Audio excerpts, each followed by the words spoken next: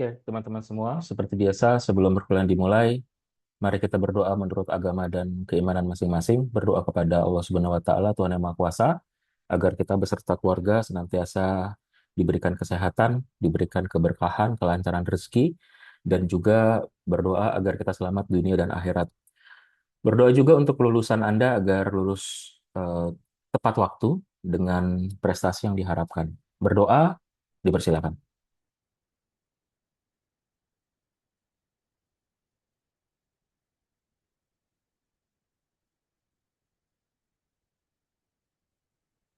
Oke, terima kasih. Bismillahirrahmanirrahim. Assalamualaikum warahmatullahi wabarakatuh. Waalaikumsalam. Waalaikumsalam warahmatullahi wabarakatuh. Waalaikumsalam Ya, warahmatullahi wabarakatuh. salam Budi Luhur. Waalaikumsalam warahmatullahi wabarakatuh. Oke. Ya, objektif kita pada hari ini adalah mahasiswa mampu memahami apa itu value chain di dalam CRM. Ya, mungkin Anda sudah pernah belajar tentang value chain diagram. Ya, itu dimiliki oleh eh, Michael Porter di mata kuliah IT sudah pernah disampaikan, gitu ya. Um, Value chain diagram adalah diagram yang mempelajari tentang bisnis proses dari hulu ke hilir tentang proses bisnis. Terbagi menjadi dua domain, ya, yaitu um, core activities dan support activities. Ya, mungkin Anda pernah ingat gitu ya. Terdiri dari dua domain. Tadi ada core activities atau aktivitas utama dan support activities atau aktivitas pendukung. Kemudian um, di aktivitas utama ya nanti mungkin Anda ingat ya, nanti kita review dulu gitu ya. Mulai dari inbound logistik, kemudian production, outbound logistik, distribution and shipping, kemudian marketing and sales, dan yang terakhir adalah service atau service and support. Kemudian di aktivitas pendukungnya, di situ ada infrastructure, ada human resource, ada teknologi, dan ada procurement. Ya, seperti itu. Nah, berdasarkan adaptasi dari value chain diagram, ya, di sini dibuat juga tentang value chain khusus CRM. Ya, jadi objektif mata kuliah atau materi pada hari ini adalah mahasiswa mampu memahami value chain atau rantai nilai manajemen hubungan pelanggan beserta apa-apa saja tahapan utama dan pendukung rantai nilai. Ya, karena di dalam value chain itu memiliki tahapan core activities ya dan pendukung atau support. Kemudian ada 5 tahapan utama ya, yaitu tentang analisis portfolio pelanggan, kemudian ada customer intimacy atau keintiman dengan pelanggan, selanjutnya adalah pengembangan jaringan atau network development, kemudian perkembangan proporsi nilai, serta pengelolaan siklus hidup pelanggan dalam pengembangan dan penerapan strategi CRM. Serta sama juga dengan value chain generate yang dimiliki oleh Michael Porter, ada 4 kondisi pendukung rantai nilai, yaitu mulai dari budaya dan pimpinan, kemudian ada data dan IT, orang-orang atau SDM, serta prosesnya. Oke, value chain ataupun rantai nilai merupakan salah satu cara untuk mengerti apa yang dibutuhkan dari sebuah bisnis dengan menggambarkan value chain usahanya, rantai nilai usahanya. Ya, Anda mungkin pernah ya belajar tentang diagram lain seperti diagram PES analysis, kemudian ada Five Force Michael Porter, Business Model Canvas dan lain sebagainya. Nah, value chain diagram ini juga merupakan salah satu tools di dalam ilmu manajemen untuk dapat memetakan gambaran dari apa yang dibutuhkan oleh bisnis usaha dari sebuah perusahaan dari hulu ke hilir. Value chain menggambarkan rangkaian proses penciptaan produk dan jasa, ya. Jadi mulai dari penciptaan produk dan jasa oleh perusahaan yang dimulai dari apa pembelian ya, pembelian bahan mentah atau bahan baku itu di proses yang paling kiri atau dari proses apa hulunya ya, dari proses hulu. Sehingga yang terlibat dari proses di hulu yaitu supplier. Oke, yaitu supplier. Hingga siap dikonsumsi oleh pelanggan. Nah, di paling kanan ini hulu ya, itu siap dikonsumsi oleh pelanggan. Tadi sudah disampaikan bahwa secara generik yang dimiliki oleh generik itu yang secara umum ya, secara default value chain itu dibagi menjadi dua domain, yaitu core activities and supporting activities. Core artinya inti ya, inti aktivitas serta aktivitas penunjang atau supporting activities. Yap, ini adalah Michael Porter value chain model ya, atau value chain diagram tadi ya, ditemukan oleh Michael Porter tahun 85 pada bukunya The Competitive Advantage. Kemudian value adding activities from the raw material supplier to end customer. Jadi apa sih value adding aktivitas value add gitu ya. Mulai dari supplier raw material, yaitu di sini nih ya, di paling kiri hulunya. Jadi di sini hulu,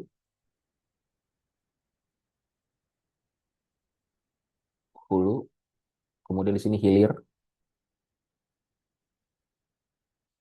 Nah, ini pendekatannya dengan supplier. Yang ini ya pendekatannya dengan customer gitu. Ya. Nah, ini saya review dikit ya karena di mata kuliah IT sudah pernah disampaikan ya perihal tentang value chain diagram ini ya. Nah, value chain diagram tadi ya terdiri, jadi sebelum saya masuk ke dalam apa? Sebelum masuk ke value chain CRM ya, generiknya dulu saya review ya. Jadi value chain CRM itu mengadaptasi, mengadopsi dari value chain generik yang diinisiasi atau dibuat oleh Michael Porter. Oke, tadi ya ada dua aktivitas, yaitu aktivitas utama sama aktivitas pendukung. Yang pertama adalah inbound logistik. Ini inbound logistik gitu. Inbound logistik adalah aktivitas di sebuah perusahaan untuk membeli bahan mentah ya, membeli bahan baku. Dari mana? Tentunya dari supplier ataupun mitra. Ini dari supplier ataupun dari pemasok ataupun dari mitra gitu ya. Em, Seperti katakanlah perusahaan manufaktur ya, saya pernah sebentar. Saya lagi ngajar dulu Pak ya. Lagi ngajar dulu. Em, Seperti kayak perusahaan manufaktur. Nah, perusahaan manufaktur itu merakit ya, perakitan gitu ya. Oh sorry sorry, manufaktur adalah memproduksi barang gitu ya, mulai dari bahan memproses dari bahan mentah menjadi bahan setengah barang setengah jadi ataupun barang jadi gitu. Ada juga assembly. Assembly adalah perakitan ya, seperti kayak mobil, kayak laptop, kayak handphone gitu ya. Kayak misalnya perakitan laptop ya, perakitan laptop. Nah, jeroannya em, storage-nya ya, boleh pakai Intel atau provider dari pabrikasi dari AMD ya, atau dari Snapdragon seperti itu. Nah, berarti kan akan menghubungi supplier untuk bisa menyetok ya, untuk bisa memberikan menyetok gitu ya, kita beli gitu ya, untuk dari prosesornya itu. Nah, perihal nanti menggunakan gen berapa ya, itu sesuai dengan spesifikasi tentunya, karena semakin tinggi jeroan di dalam laptop ataupun ya apapun itu, apapun barang lainnya juga sama gitu ya, semakin tinggi jeroannya maka berakibat akan tinggi harganya ya. Jadi tentunya kayak misalnya laptop Intel Core i3 sama 5 sama 7 sama 9 pasti beda harga ya. Core i7 yang generasi ke-11 beda dengan harga ke-12, beda harga ke-13, beda sama harga ke-14 ya. Jadi itu beda harga. gitu ya, termasuk juga AMD, mau Ryzen 3 579, kemudian serinya dan lain sebagainya juga berbeda. Belum lagi dia juga ada seri di belakangnya. Jadi kalau Anda lihat prosesor di paling belakang gitu ya, ada huruf. Nah, itu juga mengindikasikan perbedaan juga prosesor itu dipergunakan untuk apa. Apakah hanya untuk sekedar kantoran yang U gitu ya, ada yang untuk gaming ya, high performance ya, ada H, ada P, dan X dan sebagainya. Itu juga akan mempengaruhi. Jadi selain seri, kemudian generasi dan juga tadi untuk kebutuhannya apa ya. Terus RAM ya, RAM-nya apakah dari Toshiba, apakah dari Samsung, apakah dari Vigen, dari Kingston dan lain sebagainya. Nah, berarti kan dari em, supplier-supplier RAM gitu. Terus storage, hard disk ya, SSD maksud saya. SSD, em, apakah Toshiba, apakah Samsung, gitu ya. Mau yang berapa eh, giga ataupun tera, ya 500 giga, 1 tera, 1,5, 2 tera, dan sebagainya. Ya, motherboard juga sama, ya menggunakan motherboard apa. Terus VGA yang dia memang bawaan onboard atau VGA-nya itu dia terpisah, ya. Kalau yang terpisah tandanya performa untuk melakukan grafikal ya, GPU, terus juga memiliki untuk gaming supaya lebih bagus ya, karena tentu saja laptop ya, laptop gaming sama laptop untuk desain berbeda pendekatan ya. Terus selanjutnya perihal tentang casing. Nah, casing mungkin nanti ada suppliernya lagi, tinggal desainnya aja yang mau seperti apa. Layar punya siapa, baterai punya siapa. Nah, tinggal dirakit gitu ya. Nah, itu masing-masing ada suppliernya tuh, gitu. Masing-masing ada suppliernya. Nah, itu perakitan ya. Mobil juga sama ya. Mobil ada bannya punya siapa, nanti peleknya dari mana, kemudian em, shock breaker depannya dari mana, shock belakang dari mana, kacanya dari mana, gitu ya, terus kursi dan lain-lain, mesin gitu ya. Nah, itu jadi itu di assembly perakitan. Nah, kalau perusahaan manufaktur dia perusahaan yang dia memang melakukan produksi ya, tadi ya dari barang barang baku entah menjadi setengah jadi maupun barang jadi gitu ya. Oke, kayak misalnya apa eh, kopi saset misalnya ya, kopi saset. Nah, itu kan dari biji kopi kemudian diproses, dicampurin ada eh, ada gula, ada krim, ada gula aren, ada susu gitu ya dan sebagainya, kemudian dikemas dalam plastik, kemudian dikemas lagi dalam plastik yang lebih besar. Begitu. Nah, itu kan ada prosesnya. Nah, proses yang dilakukan untuk mencari supplier, oke, dapat menyetok bahan baku, gitu ya, itu adalah inbound logistik. Ya, selanjutnya setelah bahan baku itu, jadi tergantung nih di manufaktur atau di assembly, dirakit gitu ya, akan masuk dalam proses produksi. Proses produksi ini adalah operation. Jadi ini yang kedua nih, gitu. Ya, tahapan merubah menjadi barang setengah jadi maupun barang jadi. Jadi kalau inbound logistik itu mencari bahan bakunya, bahan mentahnya dari supplier, sedangkan kalau operation adalah memproduksinya ya ataupun merakitnya gitu. Itu di operation. Nah, kemudian setelah barang itu jadi, ya, maka masuk ke dalam outbound logistik. Nah, outbound logistik di sana adalah proses, ini kalau udah barang udah jadi, ini diapain? Ya, tentunya bisa disimpan ke dalam gudang. Dan selanjutnya bisa dilakukan pengiriman, shipping. Ya. Nah, biasanya kalau seberapa besar produk itu diterima oleh pasar adalah dilihat dari hitungan shippingnya. Ya, jadi pengirimannya ya pengirimannya. Nah, itu pengiriman disebar. Kalau kalau produknya adalah produk lokal, ya hanya untuk lokal satu negara. Tapi kalau produknya adalah produk global, ya maka dikirim ke berbagai negara. Seperti itu. Ya. Itu adalah outbound logistik. Jadi kalau outbound logistik, di sini kita ngomongin tentang warehouse sama distribution, distribusi, ya distribusi. Oke. Nah, selanjutnya produk tentunya tidak akan laku kalau tidak dipasarkan. Nah, makanya ada yang namanya fungsi marketing, ya, proses untuk melakukan pemasaran, ya, pemasaran agar produk itu dikenal. Nah, dengan cara apa? Ya bisa macam-macam.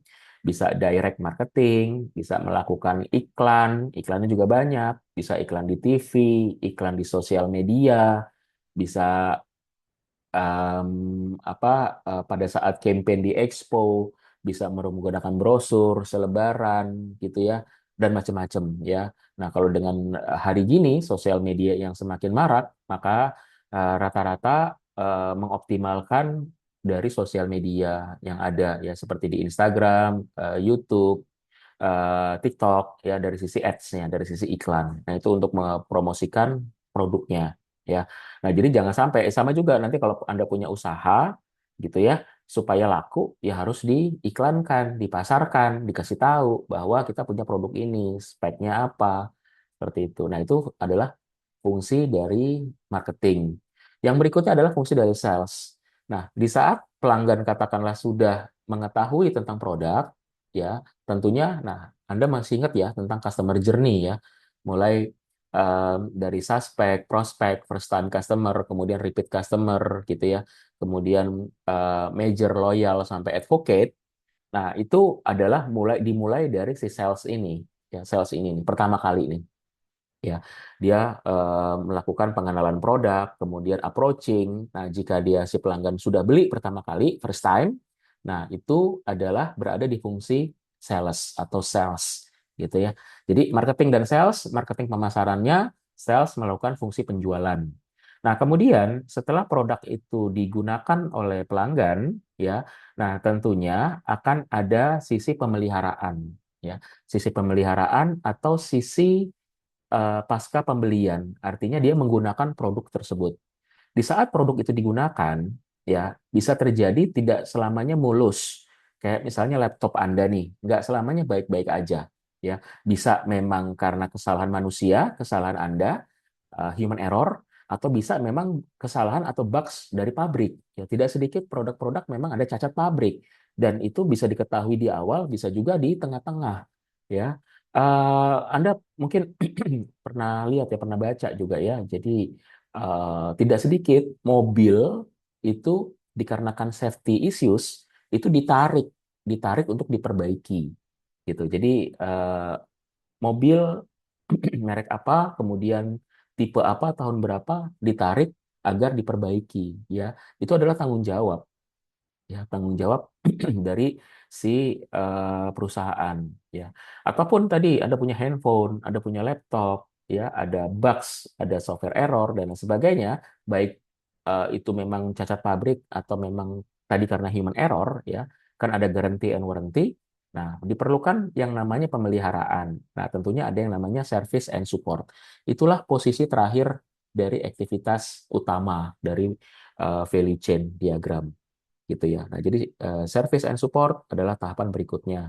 Ataupun kalau Anda punya motor ya, Anda punya motor, nah tentunya kalau secara operasional motor jalan ya pakai bensin ya. Tapi untuk perawatannya ya tiap kilometer tertentu, tiap bulan tertentu jika sudah memenuhi batasnya maka Anda perlu ganti oli, Anda perlu tune up, perlu servis, dan sesuai dengan kilometernya juga ada spare part yang harus diganti, ya, seperti busi, seperti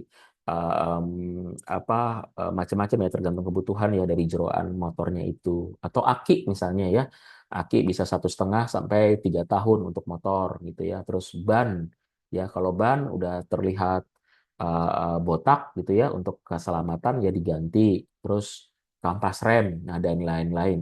Nah itu juga merupakan aksi dari service and support ya. Nah terus yang lain misalnya apa, Anda berlangganan internet gitu ya, Indovision, Bisnet, Oxygen, First Media ya sekarang jadi XL ya itu tidak selamanya mulus gitu ya, kadang-kadang ada gangguan jaringan kemudian harus ganti perangkat dan lain-lain ataupun ada petugas lapangan yang datang ke rumah Anda. Nah, itu semuanya adalah berada di posisi fungsi service and support. Nah, ini adalah after sales service-nya. Ya, layanan purna jual, after sales service. Oke.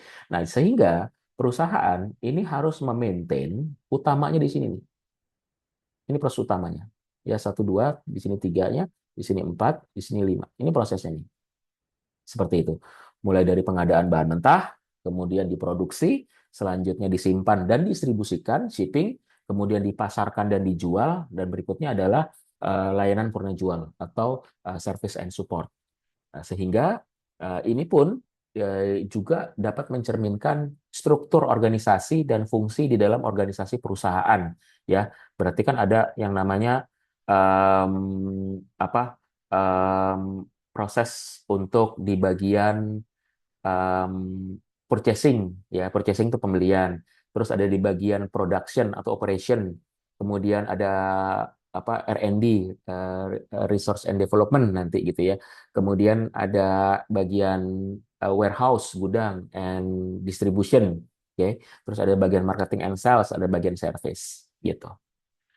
Selanjutnya kita beranjak ke support activities. Nah, support activities yang namanya support pendukung ya, tapi bukan berarti itu tidak penting. Ini juga penting gitu ya. Yang pertama adalah firm infrastructure. Apa itu firm infrastructure? Firm infrastructure adalah infrastruktur dari perusahaan yang tentunya kalau kita bicara adalah dari sisi sarana dan prasarana perusahaan gitu ya.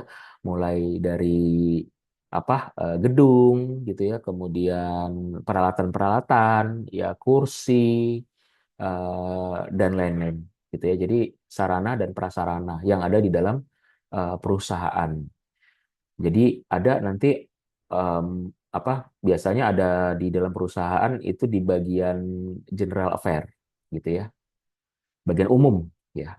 Oke, selanjutnya ada human resource management. Nah, human resource management adalah fungsi ya perusahaan untuk melakukan manajemen dari sumber daya manusia khususnya, gitu ya. Mulai dari rekrut karyawan, ya pada saat rekrut karyawan kan tandanya dia harus sesuai dengan kebutuhan, spesifikasi, umur, jenis kelamin, kemudian skill setnya, ya skill set artinya harus pendidikan apa minimal, apakah boleh SMA saja, apakah harus diploma gitu ya 1, 2, 3, atau harus sarjana, atau harus S2, atau harus doktor, misalnya seperti itu. Ya, memang ada rekrut doktor, ya ada. Kayak misalnya di perguruan tinggi kan kalau ngerekrut kan doktor juga untuk yang S3 gitu kan. Ya, terus kemudian habis direkrut, kemudian penempatan. Bisa juga dilakukan yang namanya pelatihan, ya untuk karir petnya. Terus pelatihan untuk menambah kemampuan baik keterampilan maupun keahliannya. Selanjutnya bisa juga untuk studi lanjut gitu ya. Jadi dari SMA diberikan kesempatan untuk lanjutkan studi ke S1, dari S1 studi lanjut ke S2 gitu ya. Terus juga jadi itu di bagian pendidikan dan pelatihan ada bagiannya sendiri di dalam SDM, Human Resource. Kemudian berikutnya ada posisi untuk melakukan tadi kan penempatan ya. Terus bisa juga ya jadi mulai dari rekrut, penempatan, pelatihan gitu ya, pendidikan. Nah, kemudian juga tentang promosi ya. Kalau promosi adalah em, kenaikan jenjang ya. Jadi dia dipromosikan untuk naik jenjang, naik jabatan, katakanlah seperti itu ya. Mulai dari staff menjadi supervisor ya, terus kemudian menjadi manajer, manajer juga banyak tingkatannya ya, jadi direktur dan sebagainya ya. Kalau di perguruan tinggi dari dosen biasa aja gitu ya, dosen tetap, kemudian bisa menjadi kepala lab, bisa jadi setprodi, bisa jadi kaprodi, bisa jadi wakil dekan, bisa jadi dekan, wakil rektor, rektor, ataupun direktur pendukung gitu ya. Nah, itu untuk promosi. Ada juga yang rotasi. Nah, kalau rotasi itu biasanya pindah tempat aja ya. Jadi misalnya dulu contoh saya pernah jadi eh, kepala bagian di bagian IT. Terus saya dipindahkan menjadi kepala bagian di bagian administrasi akademik tahap akhir, ngurusin KKP, sidang dan tugas akhir. Terus saya pernah menjadi kepala bagian direktorat, pernah menjadi ketua program studi, ya. Terus sekarang menjadi kepala penjaminan mutu. Nah itu rotasi. Nah kalau rotasi itu notabene dia sejenjang, ya, yang sejenjang, yang selevel. Itu rotasi. Kalau promosi dia naik jabatan. Nah, kalau demosi malah turun jabatan. Begitu. Memang ada demosi yaitu jika eh, si karyawan dia melakukan pelanggaran gitu ya. Nah, jadi diturunkan pangkatnya, diturunkan jabatannya seperti itu ya. Tapi kalau dia pelanggarannya berat, ya tentunya ya akan di PHK. Ya, itu termasuk di proses berikutnya, yaitu tentang pensiun dan PHK atau pemutusan hubungan kerja, gitu ya. Nah, kalau pensiun kan memang berdasarkan dari batas usia ataupun ada juga yang namanya pensiun dini. Ya, itu di segala macam tentang human resource management, yaitu fungsi di dalam organisasi untuk memanage sumber daya manusianya. Kemudian teknologi development. Teknologi development di sini adalah terkait dengan teknologi yang digunakan untuk menghasilkan produk. Di operation tadi nih, ya, di sini kan tentunya menggunakan teknologi, ada mesinnya, ada conveyornya, ya, mesin-mesin untuk perakitnya, ya. Eh, apa kalau Anda iseng-iseng gitu ya di YouTube daripada mungkin terlalu banyak nonton drama Cina gitu ya. Nah, coba lihat tentang apa sih Big Factory deh gitu ya, channel Big Factory. Nah, itu di situ ngelihat bagaimana perakitan perusahaan-perusahaan yang gajah-gajah itu yang gede-gede itu gitu, perusahaan Amerika, Jerman, Jepang, China ya, seperti itu. Nah, jadi biar kita punya punya wawasan bagaimana pabrikasi itu bekerja ya, dengan teknologi yang sangat mutakhir ya. Nah, itu teknologi development yang terkait dengan penghasilan menghasilkan barang tersebut. Kemudian yang berikutnya adalah procurement ya. Procurement itu apa? Kalau procurement di sini adalah pengadaan barang ya. Beda sama inbound logistik. Inbound logistik di sini purchasing, pembelian. Ini pembelian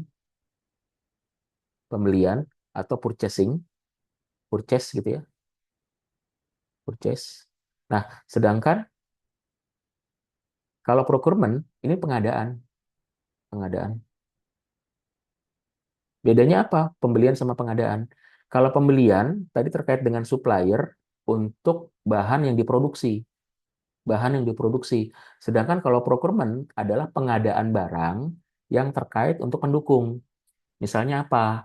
Kantor kan butuh ATK, ya, butuh em, apa habis pakai ya, ATK ya, jadi alat tulis kantor. Terus yang habis pakai itu seperti apa sih? Kayak kertas, kayak tinta gitu ya, itu yang habis pakai. Staples, oke. Terus kemudian eh, pembelian untuk laptop, pembelian untuk TV, pembelian kursi dan meja, pembelian seragam, pembelian alat-alat untuk perlindungan. Seperti kalau di pabrik kan harus butuh apa? Helm ya, butuh butuh helm apa namanya? Butuh helm untuk apa keselamatan kepala gitu ya. Terus juga harus pakai baju baju wear pack gitu. Nah, itu pengadaannya juga via procurement, pengadaan barang ya. Jadi dari ATK, pengadaan furniture, elektronik juga bisa. Nah, artinya apa? Ini yang untuk mendukung mendukung kegiatan bisnis perusahaan ya, barang-barangnya gitu ya, termasuk beli gelas, beli piring, beli ya apapun lah itu ya. Tadi meja, kursi, lemari gitu ya. Tapi tidak ada kaitan dengan produksi. Kalau produksi adalah di inbound, ini purchasing gitu ya. Sedangkan kalau procurement itu pengadaan barang ya. Jadi Anda tolong bedakan antara di bagian purchase sama di bagian procurement. Itu dua hal yang berbeda gitu. Jadi kalau purchasing itu yang khusus untuk produksi, kalau procurement untuk pengadaan barang. Tadi ya, alat tulis kantor, seragam, furniture gitu ya, dan lain-lain. AC juga mungkin seperti itu ya. Jadi di dalam struktur perusahaan jadi udah jelas nih ya, mana yang tadi untuk apa? Purchasing, mana yang bagian production operation, mana yang di bagian untuk logistik, yaitu warehouse and distribution, marketing and sales, service and support gitu ya. Terus ada from infrastructure di general affair, kemudian ada human resource management, technology development and procurement. Tadi ya sekali lagi ya, walaupun ini support, ya tapi perusahaannya penting. Seluruh unsur ini penting. Tapi kalau kita bicarakan yang mana utama, mana pendukung, nah ini utama, ini pendukung ya. Sama kayak misalnya di kampus ya. Di kampus itu core activities-nya adalah semua terkait yang ada di akademik fakultas. Itu utamanya tuh, gitu. Ya. Nah, pendukungnya apa? Pendukung seperti kayak keuangan, ya bagian keuangan, bagian administrasi akademik, ya bagian SDM. Nah, itu pendukung. Bagian pengajaran, ya itu pendukung gitu ya. Pendukung masih ke pengajaran masih administrasi ya. Yang core-nya di mana? Ya core-nya ada di fakultas gitu ya. Jadi ada kaprodi, ada dekan. Nah, itu core-nya di situ gitu. Tapi apakah DAA nggak penting? Apakah bagian keuangan nggak penting? Apakah SDM nggak penting? Ya penting semua. Ya, jadi hanya untuk pembagian mana yang primary, core, mana yang support. Seperti itu kurang lebih. Oke, ini value chain generic dulu. Saya review. Sampai sini ada pertanyaan nggak? Ada yang kurang jelas nggak? Silakan. Mau nanya Pak, Ya, silakan. itu kalau inbound logistik tuh kayak kayak beli bahan gitu ya Pak ya, bahan mentah. Kalau procurement tuh kayak beli buat fasilitas pendukung perusahaan gitu ya Pak. Iya, jadi kalau yang di inbound logistik, purchasing, itu yang terkait dengan produksi, barang yang diproduksi, gitu. Jadi kita akan bicara tentang pabrik ya, nah, tentang pabrik manufaktur.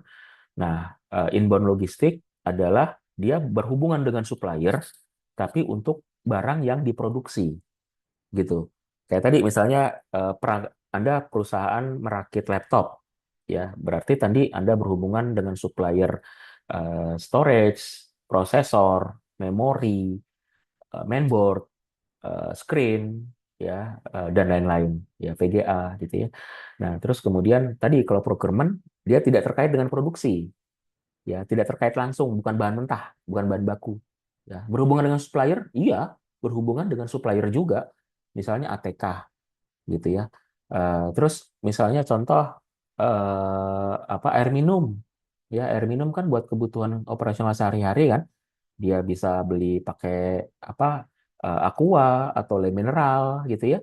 Nah, itu kan dia beli gitu ya. Kalau Budi Luhur memang sudah punya mesin mahal Budi Luhur. Makanya dia bisa memproduksi sendiri itu. Ya, tinggal yang harus dikawal adalah tentang konsisten dari kualitas air. Nah, makanya kan kita ada setiap rutin pakai BP POM itu tuh untuk melihat kadar dari zat-zat airnya itu ya. Tapi kalau misalnya perusahaan dia menggunakan apa Aqua, Le Mineral ataupun produk-produk air mineral lain, nah itu kan harus diadain tuh.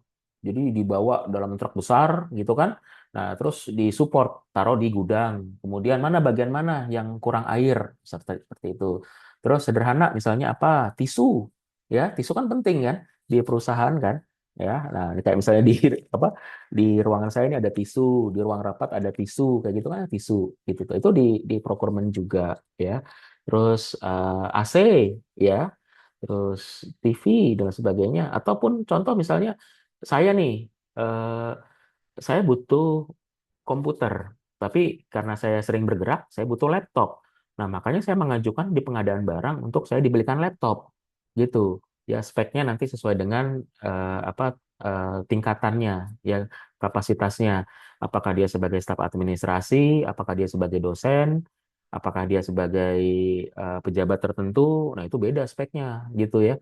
Kayak misalnya contoh yang di atas itu pejabat-pejabat di atas itu ya laptopnya 15 sampai 25 juta gitu ya. Tapi kalau dosen ya mungkin 7 juta, 7.500.000 gitu ya. Nah, jadi ada tingkatan masing-masingnya ya. Jadi kurang lebih seperti itu, Mas. Ya, betul. Jadi kalau inbound logistik dia yang lebih ke arah ke untuk bahan baku produksi ya. Bahan-bahan untuk produksi ataupun untuk dirakit gitu ya. Yang jadi terkait dengan production, dia berada di primary activities, sedangkan kalau procurement itu untuk pendukung operasionalnya, ya tisu, ATK, kertas, macam-macam kayak gitu. Ya, mudah-mudahan bisa menjawab. Ada lagi? Oke Pak. Ya, terima kasih. Ada lagi? Lanjut ya. Oke. Ya, ini diulangi bahwa CRM merupakan strategi bisnis inti yang memadukan proses dan fungsi internal jaringan eksternal untuk menciptakan dan menyampaikan nilai kepada pelanggan. Yang tujuannya adalah untuk mendapatkan keuntungan jangka panjang. Jadi kalau kita bicara CRM itu merupakan strategi bisnis perusahaan untuk bagaimana perusahaan dapat memahami pelanggan dan juga merekam seluruh transaksi pelanggan, mulai dia dari lihat, mulai dia nanya, kemudian dia beli, kemudian dikirim, terus kalau dia memberikan komentar, dia berikan kritik dan saran, kemudian ya apapun itu yang terkait dengan pelanggan, seluruhnya direkam aktivitasnya, ya. Terus kemudian dan juga berstrategi untuk bagaimana cara agar pelanggan terus berbelanja dan juga tidak pindah ke pesaing, tidak pindah ke kompetitor. Seperti itu ya. Berarti kan ada strategi ya, mulai dari promo and discount, ada apa? Mungkin Anda ingat terkait dengan strategi penjualan ya seperti cross selling, upselling ya. Cross selling adalah menjual produk yang sama untuk segmentasi yang berbeda. Jadi dikejar, misalnya dia saat ini sudah punya TV 40 inch, Anda punya promo, tawarin TV 50 atau 55 inch dengan adanya diskon ataupun cross selling ya. Eh, apa? Oh sorry, tadi saya bicara apa sih? Eh, kok saya tiba-tiba jadi amnesia gini? Cross selling satu lagi apa namanya? Eh, untuk apa barang yang sama untuk segmentasi yang berbeda? Upselling Pak, Ah, upselling. yes, upselling, yes. Sorry, saya ketukar ya. Ya, jadi kalau upselling dia adalah menjual produk sejenis tapi untuk segmentasi yang berbeda. Yang tadi saya ceritakan adalah upselling. Ya, kemudian ataupun cross selling. Nah, kalau cross selling berarti menjual produk yang masih berhubungan dengan produk utama. Jadi kalau sebelumnya dia sudah punya TV, kita tawarin dia dengan home theater, dengan speaker, ya, atau handphone dengan adanya casing, dengan adanya tempered glass, ya, dengan adanya ya macam-macam ya sekarang kan banyak ya aksesoris dari handphone ya.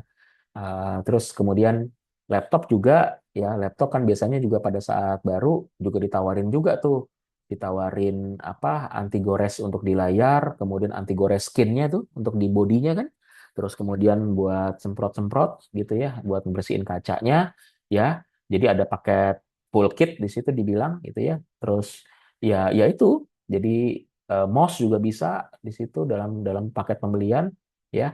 Jadi cross selling ya bisa juga dalam paket bundling ya. Dan bisa juga dalam promo-promo khusus ya dijadikan satu dengan paket tertentu. Ada paket combo, combo hemat, combo dahsyat, oh macam-macam lah namanya ya. Nah, jadi apa yang lebih ringkas dengan ada penurunan harga sedikit sebetulnya gitu ya, tapi memudahkan pelanggan untuk mengorder gitu ya, daripada beli cuman hanya katakanlah burger aja gitu ya, burger aja katakanlah 35.000 terus kok nambah 10.000 bisa dapat minum juga. Tapi kalau beli terpisah 15.000 untuk minumnya.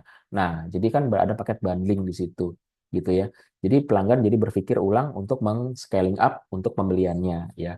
Nah, itu merupakan strategi. Member point juga sama. Terus kemudian apa ngumpulin kupon ya. Dan mudah-mudahan sih strategi-strategi Anda itu memang betul-betul dapat dengan mudah diaplikasikan, direalisasikan. Jadi bukan hanya sekedar gimmick gitu ya. Jadi bukan hanya sekedar gimmick gitu. Oke. Terus CRM didasarkan pada data pelanggan berkualitas dan dimungkinkan dengan adanya teknologi informasi. Ya, jawabannya iya, CRM ilmu yang mempelajari tentang hubungan perusahaan dengan pelanggan, menjaga loyalitas pelanggan yang pada ujungnya adalah untuk mencapai keuntungan jangka panjang, keuntungan yang sehat. Dah, tujuannya adalah itu, gitu ya. Nah, terus di sisi lain, ilmu yang mendasari adalah ilmu manajemen. Namun tumbuh kembang jargon atau istilah CRM sendiri itu sangat pesat berkembang di kalangan IT. Ya, kalau buku-buku di awal CRM itu ada di buku raknya, di rak-rak buku manajemen ya. Nah, tapi kalau sekarang ya CRM ya kebanyakan ada di buku rak-rak IT seperti itu.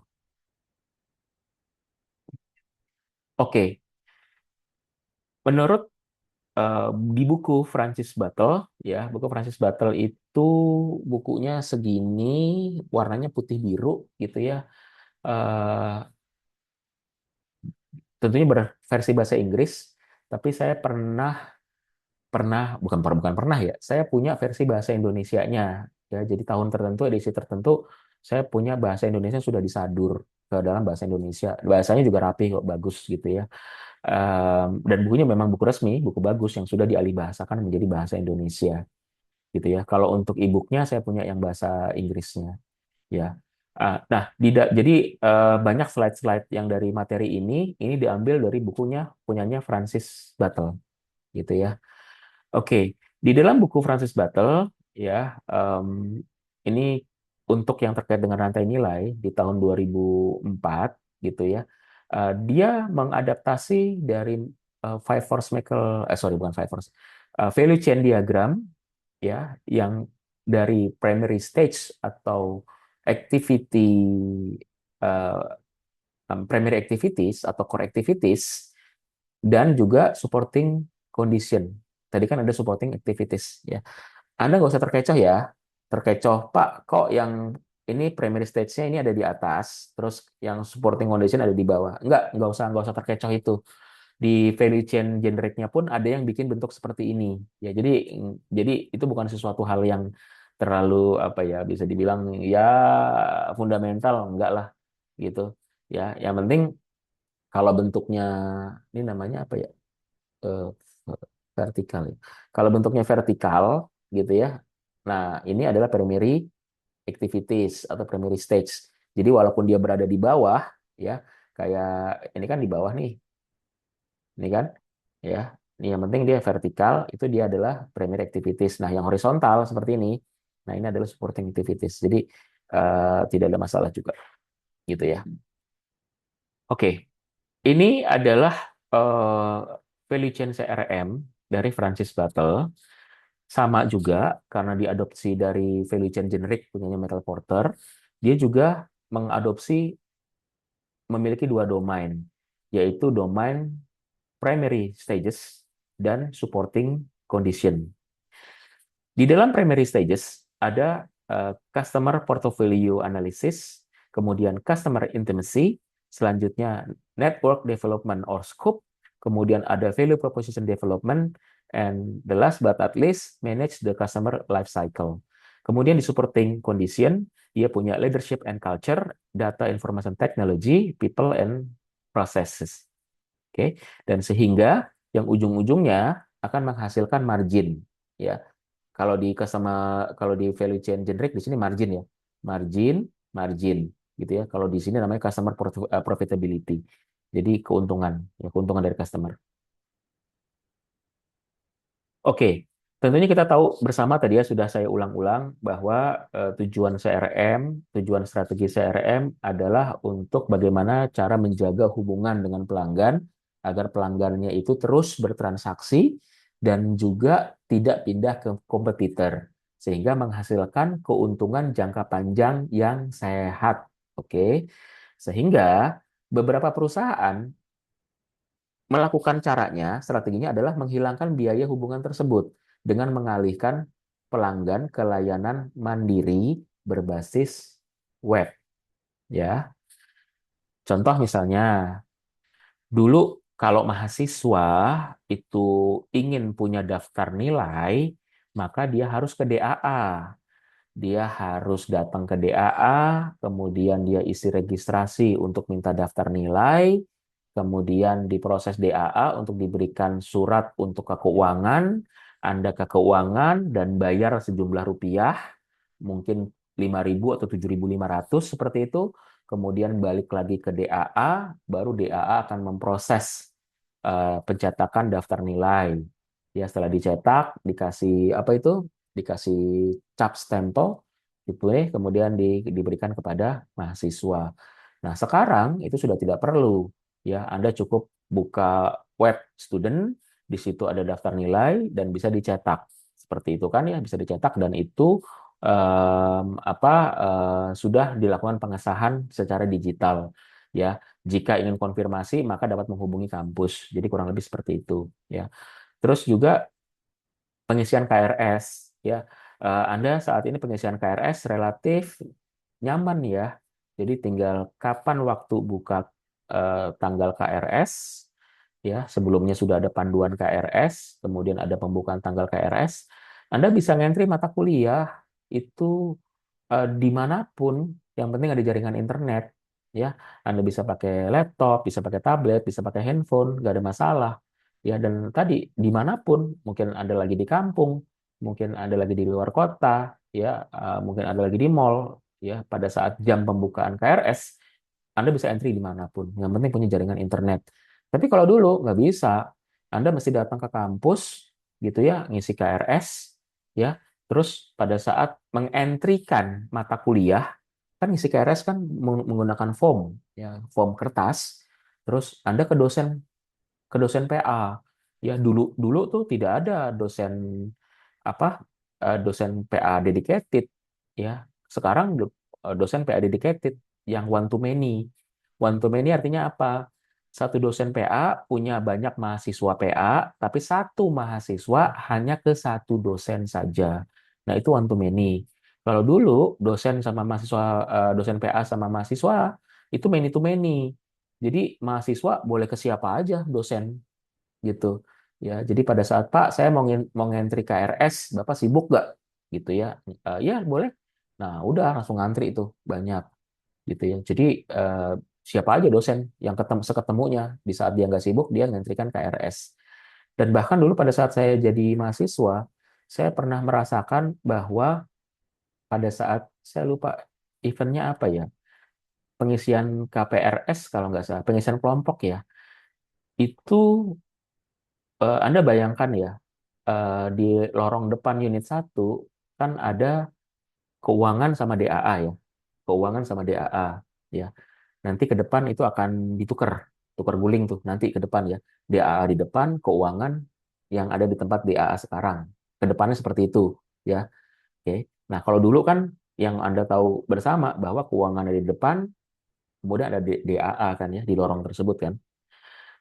Dulu tidak dibayangkan kalau bentuk ruangannya itu Anda masuk ke keuangan, nyaman, ada etalase, kaca, gitu ruang kaca, Anda masuk, ada sofa di situ, ada nomor antrian gitu ya, ada ambil ambil kode apa nomor antrian, nanti dipanggil sama mesin untuk pergi ke kasir mana, termasuk juga ke DAA gitu ya, masuk ke dalam etalase kaca, Anda bisa masuk langsung tergantung tujuannya mau ke proses apa. Ya, itu nyaman ya. Tapi kalau dulu nggak gitu. Kalau dulu itu baik DAA maupun keuangan ya, jadi nggak ada bentuk ruangan masuk bagus gitu kayak bank enggak. Jadi bentuknya kayak loket. Ya beneran kayak loket loket tiket gitu ya. Jadi hanya ada kaca, terus ada bolongan-bolongan gitu untuk ngobrol, sama ada besi pembatas untuk ngantri gitu. Ya itu kayak kayak antri loket aja gitu. Ya, jadi banyak ada loket-loket gitu, loket-loket ya. Jadi mahasiswa nggak masuk ke dalam ruangan gitu. Ke loket ya. Itu dulu sempat pada saat pengisian KRS itu udah kayak nonton konser, beneran udah kayak nonton konser berjubelan ya.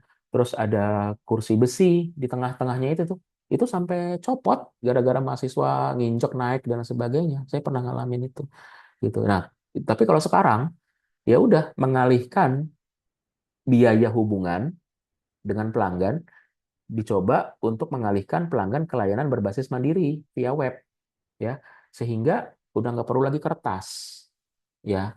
Terus kemudian biaya dibebankan kepada pelanggan, kepada mahasiswa, paket data gitu ya. Tapi tadi kenyamanannya adalah Anda bisa ngentri KRS, ngentri KPRS atau kelompok ya dimanapun, yang penting ada jaringan internet gitu. Terus kalau Anda mau butuh daftar nilai, ya zaman sekarang kalau untuk apa lamar pekerjaan ya bisa semua menggunakan tautan file digital PDF gitu ya. Ya kalau mau dicetak silakan Anda cetak sendiri. Ya Anda cetak sendiri, tinggal ngeprint sendiri. Berarti kan ada biaya yang dialihkan ke Anda seperti itu. Ya.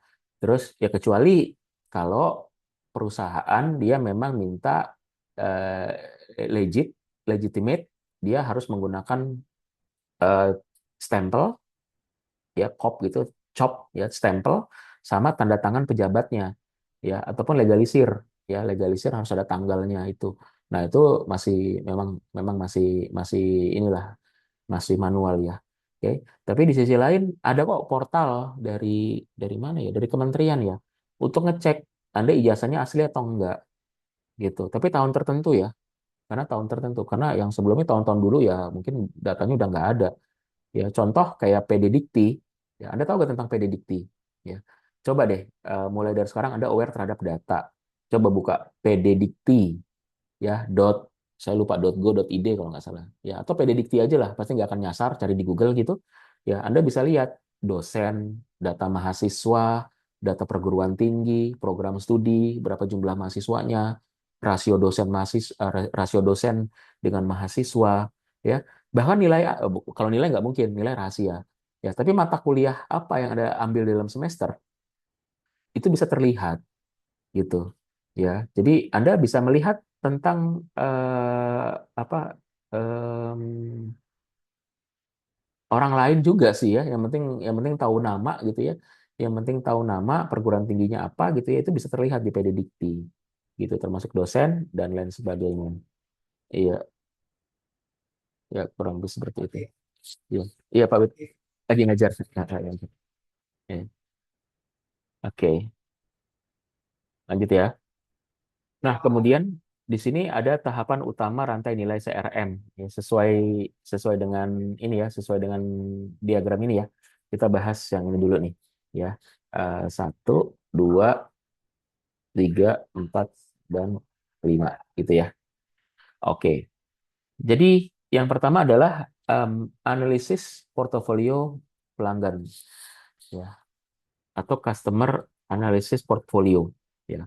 Terus ada keintiman pelanggan atau customer intimacy, kemudian ada pengembangan jaringan, network development, kemudian pengembangan proporsi nilai atau value proposition development, dan pengelolaan siklus hidup pelanggan atau customer life cycle. Kita bedah satu-satu gitu ya. Nah, apa apa yang dilakukan pada saat analisis portofolio pelanggan atau customer portfolio analysis begitu ya. Nanti pada saat di mana? Pada saat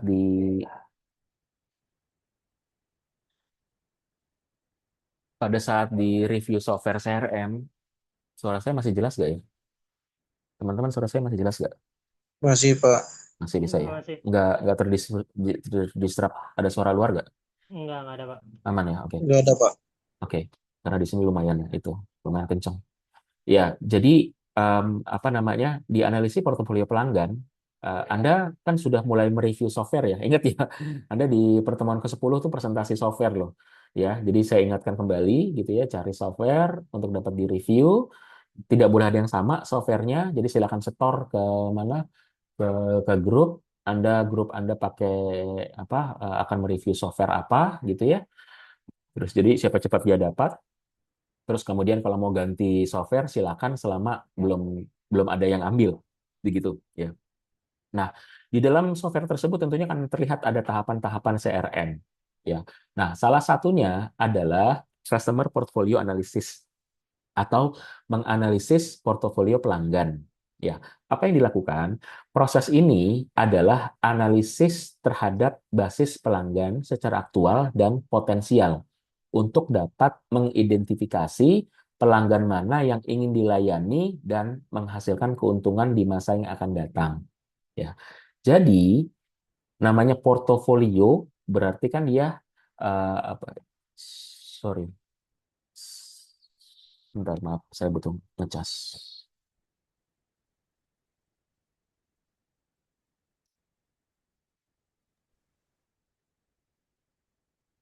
Oke, ya, yang namanya customer portfolio adalah berisi tentang mulai dari calon pelanggan, oke. Calon pelanggan yang pernah kita bahas di customer journey, yaitu mulai dari suspek, itu ya, suspek. Jadi ini pelanggan mana nih yang bisa untuk yang tertarik dengan produk kita atau yang sesuai dengan segmentasi produk kita, ya. Jadi kayak misalnya dia datang ke pameran atau kalau secara apa segmentasinya dia sesuai, gitu ya. Eh, kita pernah bicara tentang customer segmentation kan ya. Kayak misalnya contoh Anda ke mall, misalnya ke Bintaro Exchange, oke. Nah, di situ ada mobil, katakanlah BYD, Wuling, gitu ya, terus ada Toyota, Mitsubishi. Tapi mungkin Anda nggak pernah lihat di situ ada mobil Mini Cooper. Saya nggak tahu ya, di Exchange ada nggak sih mobil Mini Cooper, gitu ya. Eh, Beda sama di Grand Indonesia, di Moy, atau di Alam Sutra sana, gitu ya. Tapi kalau di Exchange mungkin mungkin masih ada kali ya. Tapi maaf ya, tapi kalau kayak di apa Mall Ciledug itu saya rasa udah nggak ada gitu. Karena udah tadi udah beda segmen ya, itu secara geografi. Nah, di sini analisis portofolio pelanggan adalah em, Anda melakukan proses untuk mengidentifikasi pelanggan mana yang nanti cocok dengan produk yang Anda jual, gitu ya. Nah, makanya tadi mulai dari level suspek, dan kemudian pada saat diberikan approaching, diberikan penawaran, diberikan presentasi, kita presentasi kepada mereka, kita melakukan penawaran sama mereka, kita jelaskan produk-produk kita, approaching, ya itu mulai dimasuk prospek. Nah, kemudian jika dia apa akhirnya ya akhirnya dia memutuskan untuk membeli, maka masuk ke dalam first time customer gitu. Nah, nanti juga ada nanti di Anda ada yang namanya kayak suspek prospek disebut dengan lead ya. Jadi ada lead management. Jadi nanti Anda ketemu dengan namanya, oh ini di software ada yang namanya lead. Oh, ini toh maksud dari lead gitu ya. Terus ada customer dan sebagainya. Nah, itu ya. Jadi saya ulang, di analisis portofolio pelanggan, customer portfolio analysis adalah menganalisis terhadap basis pelanggan secara aktual dan potensial. Potensial tuh yang memiliki potensi ya, gitu ya, yang memiliki potensi, gitu ya, yang secara harapan em, persentase untuk membelinya besar, gitu ya, persentase untuk membelinya besar, ya, sama kayak tadi ya, Mini Cooper di mana di Ciledug mungkin ya mohon maaf itu bukan segmennya karena potensinya tidak terlalu besar di situ persentase kemampuannya untuk segmentasi mungkin ada tapi jarang sekali gitu ya, beda sama kalau katakanlah Anda jual di apa di Pondok Indah gitu ya, terus atau mal-mal besar lain lah seperti itu. Oke. Kemudian di tahapan berikutnya di rantai nilai yaitu ya tentang keintiman pelanggan atau customer intimacy ya. Apa itu customer intimacy? Customer intimacy di sini adalah Anda melakukan hubungan pelanggan itu secara intim ya dengan mengetahui mulai dari identitas. Identitas tergantung kebutuhan ya. Karena nanti akan ada strategi. Misalnya contoh apa? Ada tanggal lahir. Ya, Anda perlu nggak menyimpan tanggal lahir di dalam database pelanggan Anda? Oke, kira-kira perlu nggak sih Anda nyimpan tanggal lahir di database pelanggan Anda? Perlu Untuk apa? segmentasi pasar. Segmentasi pasar apa? Yang kayak gimana? Target pelanggan Pak umur seumur gitu Umur. Pak ya. Oke, boleh. Umur. Ada lagi? Ada lagi nggak? Kenapa? Atau pertanyaan pertama, perlu apa enggak Anda minta tanggal lahir pelanggan? Gitu. Kalau tadi si Raihan ya bilang perlu Pak karena biar mengetahui tentang segmentasi. Kalau kita punya produk, mana untuk produk yang untuk gen tertentu ya, Gen Z, Gen X, Gen milenial, Gen Alpha mungkin gitu ya, baby boomers gitu. Nah, kira-kira perlu atau enggak sih? Kalau Anda tidak memiliki strategi yang terkait dengan tanggal lahir, nggak usah diminta gitu ya. Tapi kecuali kalau Anda ya butuh misalnya setiap dia hari lahir Anda berikan greeting ucapan ya. Selamat hari ulang tahun kepada Bapak Muhammad Raihan ya. Selalu sehat, panjang umur, berbahagia dan selalu sukses gitu kan. Nah, itu kan juga merupakan ada intimasi di situ gitu, ada tanggal lahir yang disimpan ya ucapan ya. Tapi apakah hanya sekedar ucapan? Kalau bisa ditinggiin lagi, ya. Dengan cara apa? Anda berikan diskon, gitu ya. Sebagai apresiasi ulang tahun Anda, maka khusus hari ini, wah berarti kan dipaksa kan, khusus hari ini kami akan memberikan diskon sampai dengan 15% untuk produk. Nah, gitu. Ya kan? Jadi kan ada sesuatu yang menarik ya, menarik. Nah, tapi dikarenakan apa? Ulang tahun. Ya nih, nanti Anda bisa cerita dong sama sama teman-teman Anda kan. Ya nih saya dapat bonus nih karena ulang tahun gitu. Pernah nggak Anda makan steak steak yang lumayan harganya gitu ya, tapi Anda dapat saya lupa potongan 50% apa malah gratis ya kalau Anda ulang tahun hari itu gitu. Jadi dibuktikan dengan KTP gitu ya. Jadi Anda ulang tahun nggak? Saya ulang tahun hari ini. Oke, ini dapat diskon untuk menu menu yang Anda makan, Anda dapat diskon gitu ya. Terus ataupun misalnya potongan berapa persen kalau Anda ulang tahun pada hari itu ya. Itu saya rasa sudah banyak ya yang seperti itu ya gitu. Oke. Tapi kalau terkait dengan perusahaan-perusahaan kesehatan, asuransi ya wajib, tanggal lahir ya wajib gitu ya. Karena kan untuk tadi melihat tentang kondisi umur ya, seperti itu ya. Oke. Terus jenis kelamin perlu atau enggak? Ya, nah coba dipikirkan kalau Anda punya strategi yang terkait dengan jenis kelamin ya. Nah, itu silakan, silakan Anda simpan. Tapi kalau tidak butuh ya buat apa? Dibuat apa itu kan ini juga ya. Kalau nggak penting ya nggak penting itu maksudnya tidak diolah lebih lanjut untuk strategi ya nggak usah ya. Terus agama ya, agama kan juga sensitif ya, itu kan juga merupakan data pribadi ya gitu ya. Apa namanya ya perlu atau enggak gitu ya. Kalau nggak ada kebutuhan, kalau nggak ada kebutuhan ya nggak usah. Tapi kalau Anda punya kebutuhan, misalnya ada tadi greeting ucapan pada saat hari raya, atau untuk pelanggan-pelanggan tertentu, nanti Anda kirimkan hampers, parcel gitu kan ya, ya itu apa silakan ya, supaya tepat, pelanggan yang tepat gitu. Karena jangan sampai Anda greeting, Anda kasih hampers di hari mau menjelang Idul Fitri, sedangkan dia agamanya adalah Kristiani atau Buddha. Itu kan nggak nyambung gitu. Ya, kalau di Kristiani ya Anda kirim dia sebelum tanggal 25 untuk hampersnya itu. Itu maksudnya kenapa harus ada table field agama yang Anda simpan. Ya, jadi ujung-ujungnya adalah strategi. Semuanya ujung-ujungnya adalah strategi. Kenapa Anda harus menyimpan data itu? Ya, terus NIK ya, nomor induk kepegawaian, nomor KTP perlu nggak disimpan gitu. Anda harus punya argumen kenapa harus menyimpan nomor KTP. Kalau nggak bisa ya nggak kuat, pelanggan nggak akan mau ngasih gitu ya.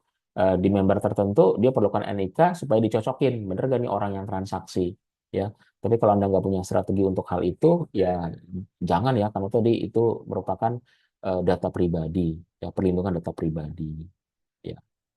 Alamat juga gitu ya. Alamat sih mungkin bukan PDP ya, cuma ya kalau Anda apa tidak butuh untuk alamat ya nggak usah.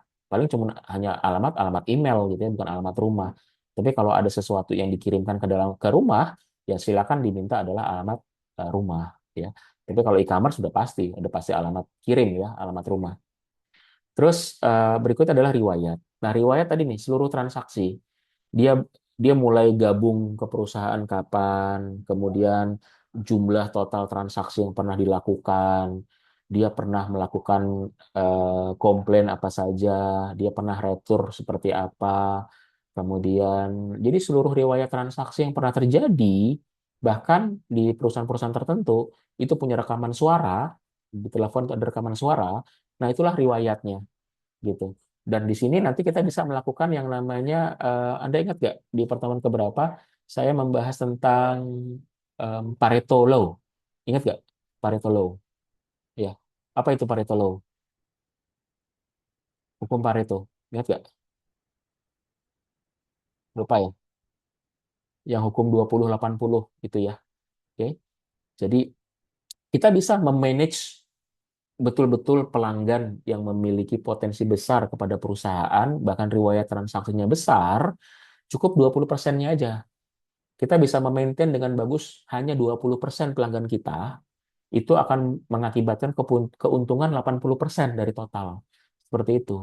Ya, nah berarti kan kita punya yang namanya transaksi, histori, riwayat pembelian. Ya, jadi Mana sih pelanggan yang dia apa namanya ya platinum ya, mana yang gold, mana yang silver, mana yang bronze, mana yang baru awal seperti itu. Nah, itu berkelihatan. Terus kemudian siapa tahu pelanggan dia punya tuntutan ya. Dia memberikan tuntutan artinya dia minta minta sesuatu terhadap perusahaan, baik itu tuntutan terhadap produk ataupun tuntutan terhadap jasa. Nah, itu juga kita simpan juga ya. Tuntutannya dia apa? Ataupun harapan, harapan serta pilihan pelanggan. Jadi pilihan pelanggan itu kalau sekarang ya sudah berbasis gadget, bring your own device, so every single people now ya itu bawa gadgetnya sendiri-sendiri ya. Semua dari Anda pasti punya minimal satu gadget, satu handphone gitu ya. Saya ya satu handphone biasanya saya ada dua atau tiga handphone gitu ya. Kalau sekarang udah males aja. Kenapa? Kan sudah ada multi SIM card ya gitu. Ya, ataupun ada punya handphone, ada punya tab, ada punya laptop dan sebagainya. Ya. Nah, maksudnya saya mau ngomong gini sih. Di dalam case pencarian di dalam baik itu di komputer Anda ataupun di handphone Anda itu akan tersimpan yang di mana di dalamnya ada algoritma tentang pilihan pelanggan, interest-nya ya. Contoh misalnya YouTube. Oke, YouTube kalau Anda nyari drama Cina, ya semuanya nanti akan direkomendasikan channel-channel drama Cina. Ya, kalau Anda suka tentang sport, oke, Anda suka sepak bola dan khusus misalnya katakanlah Liga Inggris, ya nanti akan muncul-muncul juga tuh terkait dengan review pertandingan, terus kemudian highlight gitu ya, terus kemudian tentang podcast apa tentang review pertandingan kayak gitu-gitu ya. Anda suka nyanyi gitu ya nanti akan direkomendasikan musik-musik. Anda suka politik, oke, nanti akan disuggest ya di pilihan-pilihan nanti akan terkait dengan politik, politik apa yang sedang berkembang sekarang begitu. Terus ya itu ya di pencarian juga sama. Kayak misalnya Anda mencari sesuatu aja, satu aja di mana? Di misalnya di Google ya, di Google ataupun di Instagram gitu ya. Nanti berikutnya promo-promo terkait dengan produk pencarian sesuai dengan genre itu akan muncul di e-commerce Anda gitu. Apalagi kalau pencariannya udah jelas di e-commerce ya. Anda nyari katakanlah sepatu, udah nanti akan muncul tuh sepatu sepatu sepatu sepatu sepatu sepatu. Anda suka topi, muncul tuh orang yang jualan topi topi topi topi gitu ya. Ya itu karena sesuai dengan pilihan Anda. Anda nyari elektronik, katakanlah laptop, udah nanti akan muncul lagi tuh iklan laptop, iklan kayak gitu ya, baik baru ataupun second gitu ya. Nah, itu. Jadi ada tersimpan di dalam algoritma di dalam cache-nya itu. Gitu ya. Dan udah multi ya. Udah multi. Bukan hanya sekedar Anda main di mana? Anda main di e-commerce Shopee, Shopee aja. Enggak, nanti semuanya akan terlibat juga. Ya, di Facebook juga, di Instagram juga ada Reels akan muncul seperti itu yang terkait dengan interest ya, interest Anda seperti itu. Ya. Nah, berarti kalau Anda punya web pun di e-commerce, Anda punya web e-commerce, Anda juga bisa menganalisis si pelanggan itu interestnya apa, pilihannya apa, produk-produk apa yang dia interest, ya. Apakah produk apa? Kalau perempuan produk kecantikan, ada produk untuk perawatan tubuh, ada produk fashion, ada produk sport, ada macam-macam lah, ya, elektronik gitu ya.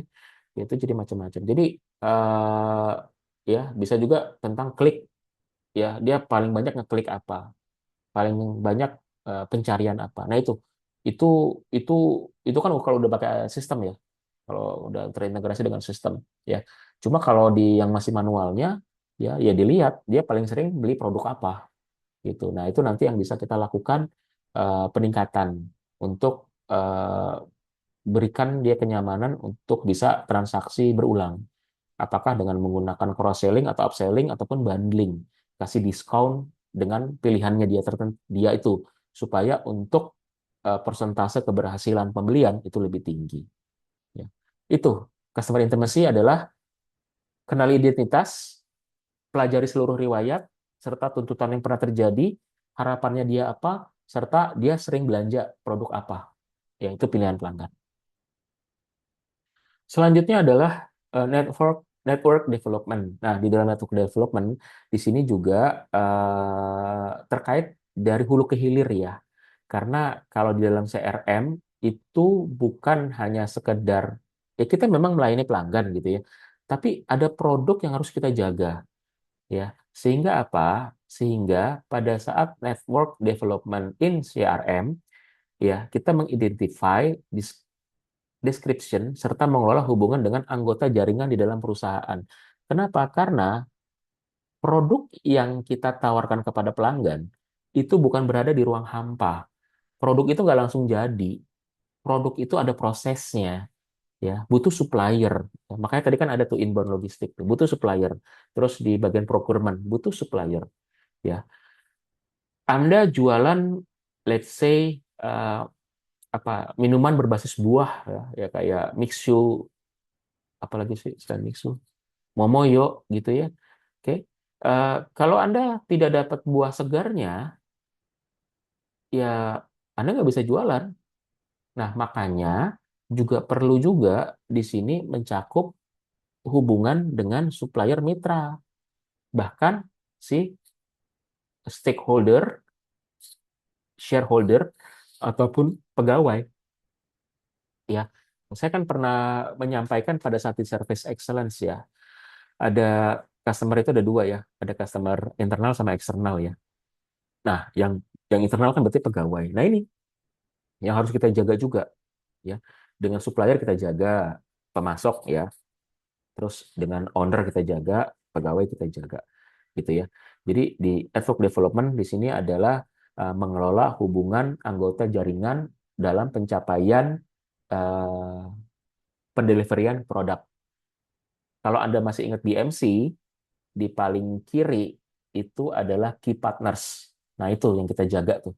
Karena key partners adalah perusahaan-perusahaan yang bermitra dengan kita, supplier, pemasok, ataupun mitra yang bekerja sama dengan kita, ya, mulai dari awal sampai dengan akhir delivery produk kepada pelanggan dibantu sama si key partners. Itu maksudnya.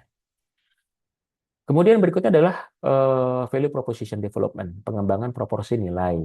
Nah, kalau ini adalah perusahaan mengidentifikasi sumber-sumber value proposition bagi pelanggan dan penciptaan suatu proposisi dan pengalaman yang memenuhi kebutuhan, harapan, dan pilihan. Bukan hanya sekedar produk, tapi secara pengalaman bertransaksi itu dipikirkan juga ya. Misalnya dengan menggunakan aplikasi itu udah sesuatu yang berbeda ya. Sekarang perusahaan berlomba-lomba menggunakan aplikasi. Toh BPJS sekarang juga sudah menggunakan aplikasi ya. Jadi apa sih kira-kira pada saat bertransaksi apa pengalaman yang bisa di delivery? Ya, produk iya, oke, produk iya. Tapi bukan hanya sekedar produk, tapi juga layanan, ya, tapi juga layanan. Gitu ya. Karena sesama sesama aja itu bisa berkompetisi. Sesama Indomaret bisa berkompetisi. Padahal produknya sama, iya kan? Barang yang dijual sama, yang berbeda apa? Pengalaman pada saat berbelanja.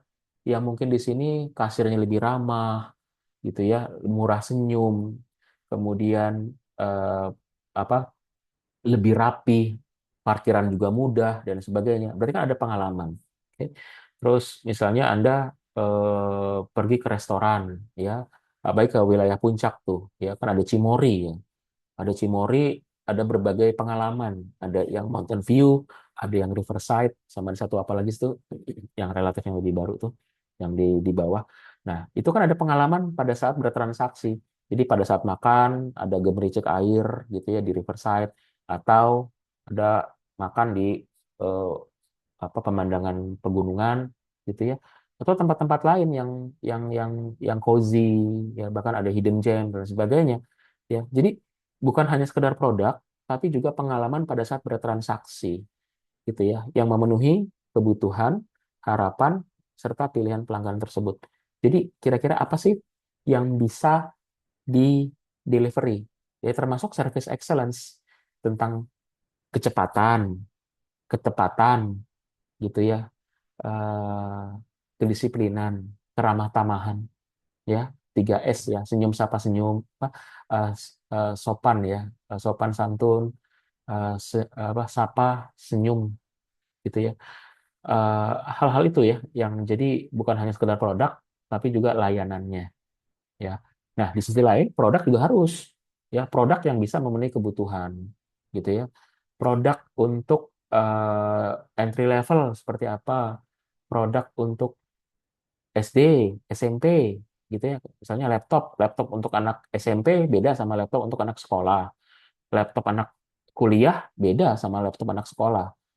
Lebih spesifik lagi, laptop untuk mahasiswa yang kuliahnya di ekonomi dan bisnis berbeda sama bagian IT, ya, jurusan IT.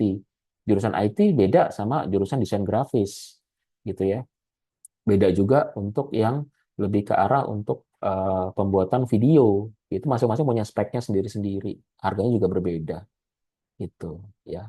Oke, jadi di sini adalah perusahaan melakukan identifikasi sumber-sumber kira-kira apa yang perusahaan bisa berikan, manfaat apa yang perusahaan bisa berikan untuk menambah nilai produk bagi pelanggan. Ya, pelayanan, ramah tamahan, pengalaman pada saat transaksi, bisa menggunakan aplikasi, kemudahan, kecepatan waktu, itu macam-macam. Yang penting adalah memiliki value atau manfaat. Dari sisi yang core, tahapan yang terakhir adalah mengelola siklus hidup pelanggan, manage the customer relationship cycling. Ya, ya ini mulai dari apa suspek ya, ini customer journey lah. Ya, jadi ini kita kelola nih tentang siklus pelanggan, customer journey-nya kita kelola. Ya, gimana caranya dari suspek gitu ya, ditingkatkan menjadi prospek, prospek ditingkatkan menjadi first time, dari first time customer ditingkatkan menjadi repeat sehingga dia belanja berulang. Kemudian gimana caranya perusahaan bisa menjadi supplier bagi si pelanggan, maka ada majority. Terus gimana caranya pelanggan supaya dia tidak akan pindah ke kompetitor, jadi loyal customer. Terus gimana caranya agar si pelanggan juga bisa ngebantu perusahaan, ya, ngebantu perusahaan tanpa diminta, tanpa dibayar, tanpa disuruh gitu ya. Si pelanggan itu menjadi marketer bagi perusahaan. Dia melakukan, memberikan apa ya, membantu perusahaan untuk menawarkan produk perusahaan tanpa diminta, tanpa dibayar gitu ya, evangelist atau advocate gitu.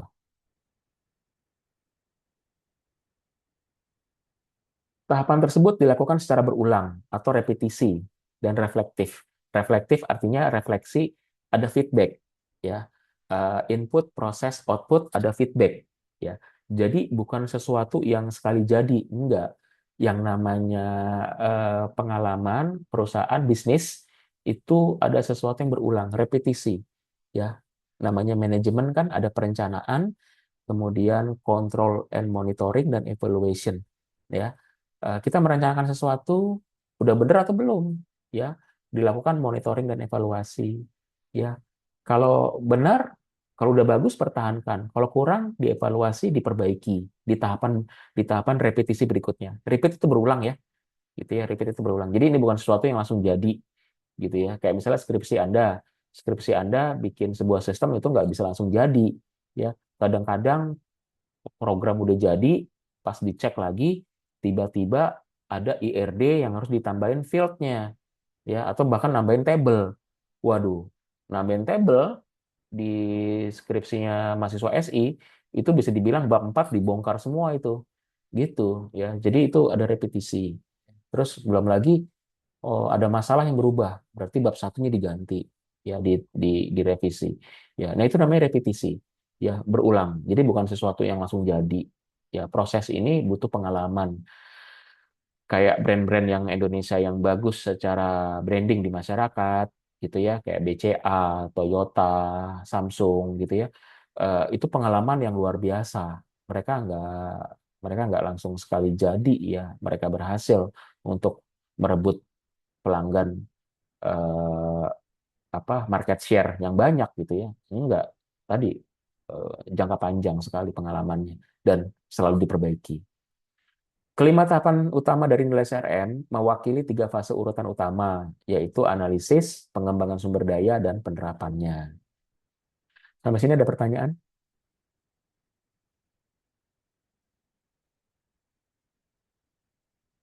Oke. Oh ya, saya lupa waktu lagi.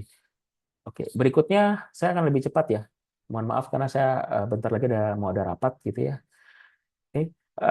Berikutnya adalah pendukung rantai nilai CRM. Ini yang apa namanya ya? Yang pendukung ya, pendukung ya. Oke, support ya. Oke, mulai dari pimpinan dan budaya, data dan teknologi informasi, sumber daya manusia, serta proses. Oke, walaupun dia katakanlah supporting condition atau pendukung, tadi bukan berarti itu nggak penting, itu penting juga gitu ya. Ini hanya posisinya aja gitu ya, posisinya aja. Kayak tadi kan di bisnis universitas perguruan tinggi, bagian keuangan itu bagian pendukung gitu kan. Apakah apakah nggak penting? Ya penting. Kalau Anda nggak bayar kuliah, Anda nggak bisa kuliah gitu kan. Jadi tadi ini penting gitu ya, bukan yang nggak penting, tapi hanya posisinya aja antara core sama support. Oke. Yang pertama adalah pimpinan dan budaya. Oke. Intinya apa? Keberhasilan CRM itu tidak bisa dilakukan tanpa ada inisiatif dan komitmen dari pimpinan. Ya, itu udah pasti, for sure, ya, nggak mungkin.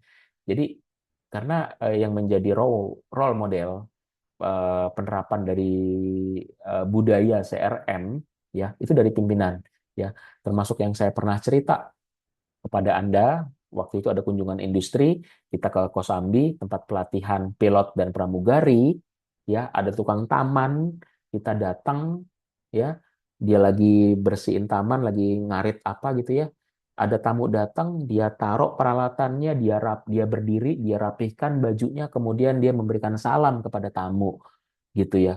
Nah, itu kan berarti kan ada nilai yang diturunkan dari pimpinan, ya, bahwa dikasih dikasih apa ya, dikasih budaya budaya tentang organisasi. Begini loh kalau ada tamu yang datang gitu ya. Oke. Nah, di sisi lain ada perusahaan yang dia lagi kerja bersihin taman, ada tamu datang ya bodo amat. Yang penting kerjaan gue bisa cepat selesai gitu. Nah, itu kan ada 2 hal pendekatan berbeda. Ya, termasuk CRM ya. CRM di sini juga sangat penting faktor dari pimpinan karena pimpinan yang sebagai di depan ya, di depan untuk yang mengawali inisiatif dari CRM tersebut ya. Jadi mulai dari paling depan, customer service, gimana cara dia melayani, senyum gitu ya. Eh, Apa ya? Saya punya pengalaman di perguruan tinggi lain gitu ya, perguruan tinggi lain, saya nggak usah sebutin lah, tapi di daerah Jalan Syahdan itu ya. Oke, saya dari lantai 2 naik eskalator, saya turun, saya melihat customer service itu lumayan jauh menurut saya, sekitar 20 20 meter gitu ya. Tapi dari jauh dia sudah senyum gitu. Saya juga kaget, wah gila ya gitu ya. Nah, itu tandanya ada nilai yang terjadi di situ ya.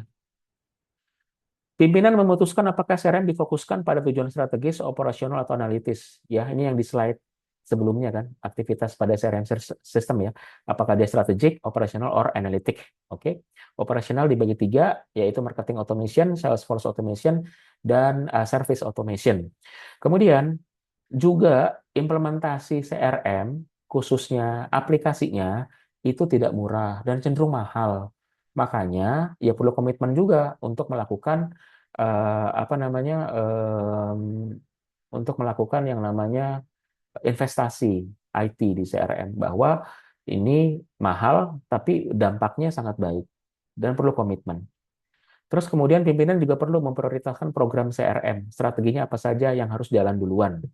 Kemudian juga memberikan kontrol atau pengawasan, dan juga pimpinan meniadakan sekat-sekat bangunan antara fungsional karena lintas unit fungsional. Ini maksudnya apa? Jadi gini, di perusahaan kadang-kadang antar unit itu berlomba, walaupun nggak nyambung. Jadi marketing sama sales itu saling apa ya, tidak saling dukung gitu ya. Jadi karena ada faktor pribadi gitu. ya itu bisa aja terjadi. Jadi saling menyembunyikan data gitu ya. Nah, ya tadi ada faktor persaingan dan sebagainya. Ya belum lagi ada konflik of interest with other personal di dalam perusahaan. Ya bisa jadi like dislike, nggak suka sama siapa gitu ya. Nah sehingga jika ada kotak-kotak seperti itu, siapa yang bisa memperbaiki? Jelas pimpinan. Jadi pimpinan meniadakan sekat-sekat bangunan fungsional karena adanya lintas unit fungsional gitu ya. Nah, makanya perlu ada yang namanya acara gathering perusahaan, perlu ada acara tukar pendapat, brainstorming ya. Kemudian karakter building ya untuk apa? Untuk karyawan perusahaan dan juga seminar-seminar motivasi. Itu biasa dilakukan rutin agar meminimasi sekat-sekat yang tadi saya sampaikan. Nah, terkait dengan budaya organisasi, ini adalah pola nilai dan keyakinan bersama. Jadi kalau budayanya sudah berlangsung, kan gini, budaya itu terjadi karena apa sih? Budaya terjadi karena kebiasaan ya, gitu ya. Eh, Pertama bisa dulu, itu kan. Jadi bisa ala ala biasa karena terbiasa, gitu ya, terbiasa. Anda bisa tertentu karena Anda terbiasa, ya. Anda bisa bangun pagi karena terbiasa bangun pagi, gitu ya. Jadi jam setengah lima udah bangun, gitu ya, dan sebagainya. Yaitu dan lama-lama menjadi budaya, ya budaya bangun pagi, gitu ya. Terus ada orang budaya sehat, ya dia makan makan sehat, mengurangi gula dan garam, tepung, ya. Terus tidak merokok, gitu ya. Tidak alkohol, itu ya itu kan budaya-budaya sehat. Nah, di dalam budaya organisasi, nah apa nilai-nilai yang ditanamkan? Ya kayak kita kan ada teman tumaman mituhu, 9 nilai cerdas berbudi luhur, seperti itu ya. Nah, itu memang harus komitmen. Kenapa? Ujung-ujungnya adalah namanya manusia, manusia bisa salah. Ya, teman jangan sampai offset kayak misalnya kasus-kasus yang lagi viral kemarin itu ya, gitu ya, kan jadi malah bumerang, apalagi kita atas nama budi luhur itu sendiri ya. Nah, budaya organisasi itu sangat penting. Menciptakannya tidak mudah karena tadi ya perlu kebiasaan. Kayak misalnya apa, pada saat saya melakukan perajabatan itu di daerah mana sih, di daerah Ciputat ya, daerah Ciputat, eh, perajabatan untuk PNS ASN gitu ya, itu saya jam berapa, jam 4 itu udah bangun, ya jam 4 udah bangun, terus siap-siap sholat subuh.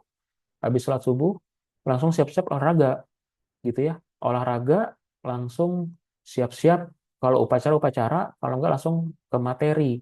Itu tiap hari begitu, ya tiap hari begitu. Jadi ada senam tiap hari, ya olahraga tiap hari, gitu ya. Terus tadi bangun juga jam 4, gitu ya. Nah itu eh, kalau saya nggak salah ya, untuk sesuatu kebiasaan itu kalau nggak salah ada sih jurnalnya 38 hari kalau nggak salah deh. Jadi untuk membiasakan eh, apa kebiasaan tertentu, Anda harus menjalani selama 38 hari. Selama 38 hari nanti akan menjadi terbiasa dan akhirnya jadi budaya gitu. Ya. Tapi kalau misalnya baru sehari, 2 hari, 3 hari, banyak godaan. Ya, misalnya Anda nih nggak Anda ngerokok, tapi Anda ingin berhenti merokok gitu ya. Ya sehari, 2 hari, 3 hari, ya tadi nggak akan bisa untuk komitmen. Ya, makan sehat atau budaya sehat atau fitness dan sebagainya. Nah itu baru bisa melekat, terinternalisasi kalau tadi ya, kalau saya tidak salah ya. Kalau saya tidak salah tuh ya minimal 34 atau 38 hari deh, gitu ya. Nah, itu tahapan pertama. Tahapan berikutnya adalah 3 bulan. Nah, kalau Anda sudah bisa berhasil melewati itu, udah Anda selanjutnya sudah melekat dalam diri Anda tuh untuk hal tersebut. Ya, lanjut ya. Oke, kemudian ya ini nanti oke. Atribut yang juga menjadi karakteristik penerapan CRM antara lain ialah memperoleh berbagai pengetahuan tentang pelanggan di seluruh perusahaan. Kenapa dibilang di seluruh perusahaan? Karena perusahaan kan punya bagian masing-masing ya. Mulai dari tadi ya, dari marketing, sales, dan lain-lain ya. Itu pelanggan kan bisa masuk dari mana aja, dari bagian pengiriman, dari bagian sales, dari bagian komplain, ya service kayak begitu.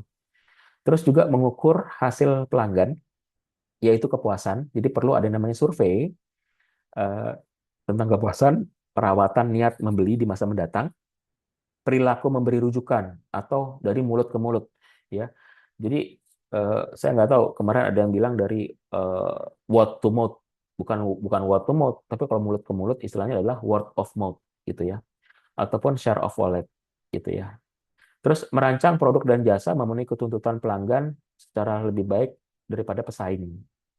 Terus menguasai dan mempergunakan sumber daya yang ada untuk menciptakan produk dan jasa. Oke, selanjutnya yang berikutnya adalah data dan teknologi informasi. Nah, data dan teknologi informasi di sini adalah untuk pendukung dari kegiatan CRM tadi.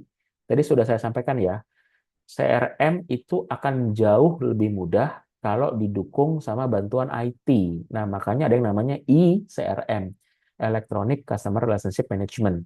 Jadi di situ sudah didukung sama aplikasi, aplikasi yang berbasis database dan aplikasi sistem informasi seperti adanya penguasaan data, penyimpanan data, ada peningkatan, perawatan, distribusi, dan penggunaan informasi pelanggan merupakan elemen sangat penting bagi strategi CRM. Ya, tahu dari mana kalau dia pelanggan loyal, tahu dari mana kalau dia pelanggan dia grade-nya platinum, tahu dari mana kalau dia pelanggan sering komplain, tahu dari mana kalau dia adalah pelanggan lama atau pelanggan baru. Nah, semua itu ada di dalam riwayat transaksi yang kita rekam di dalam sistem CRM. Selanjutnya adalah persyaratan data untuk strategi CRM ditentukan oleh keputusan dan kegiatan dibuat pada kelima tahapan utama rantai nilai tadi. Jadi teknologi dan data ini ngebantu ke lima tahapan yang tadi sudah disampaikan. Ya. Terus di SDM, oke. SDM di sini adalah terkait dengan orangnya ya. Jadi Anda sehebat apapun aplikasi CRM, kalau orangnya tidak memiliki orientasi kepada layanan pelanggan, nggak akan berhasil. Oke, nggak akan berhasil.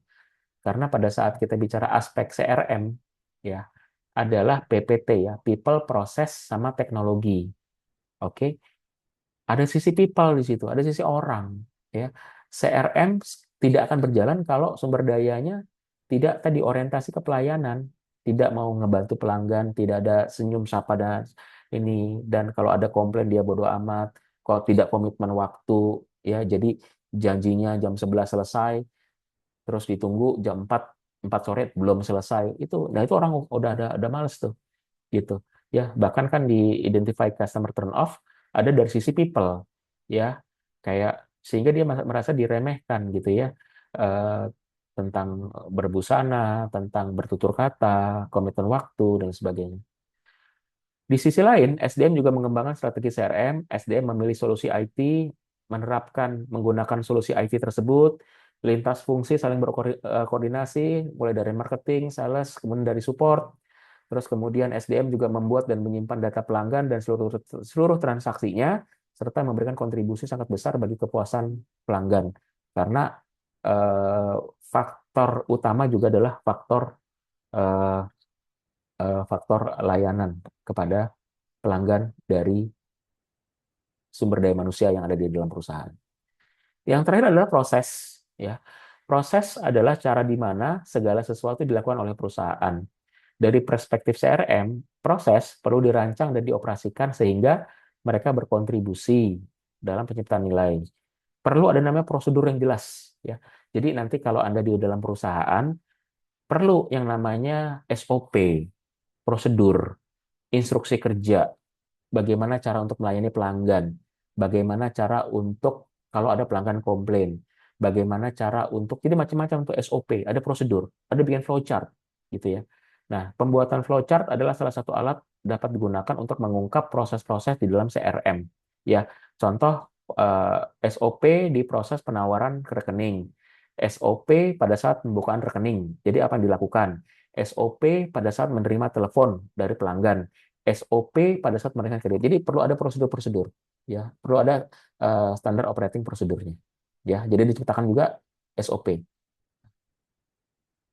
Oke, kurang lebih ini isinya ya. Ya, dari analisis portofolio pelanggan, mulai dari segmentasi, perkiraan penjualan, pembiayaan, kemudian nilai usia hidup alat analisis pelanggan, bisa menggunakan SWOT analisis, PST, dan Five Force ataupun BCG matrix gitu ya. Terus kemudian ini mungkin Anda belum belum familiar nih.